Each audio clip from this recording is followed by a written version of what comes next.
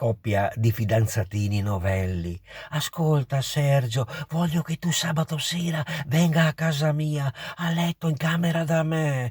Però devi aspettare che i miei vadano a letto, che faccia buio e io come segnale ti butterò giù da balcone 100 lire e quello sarà il segnale e tu salirai su per l'albero che dà direttamente sulla finestra della mia camera. Hai capito? Sì, sì, ho capito, va bene. Arriva il sabato sera, fa buio, lui si presenta a casa da lei con la luce accesa in camera, si guarda intorno, tutto silenzio, tutto tace, butta giù le 100 lire dal balcone come segnale e aspetta bella tranquilla in camera. Passa 5 minuti, passano 10, passa un quarto d'ora, non lo vede salire su per l'albero, guarda fuori, lo vedi girare per il cortile con l'accendino acceso così.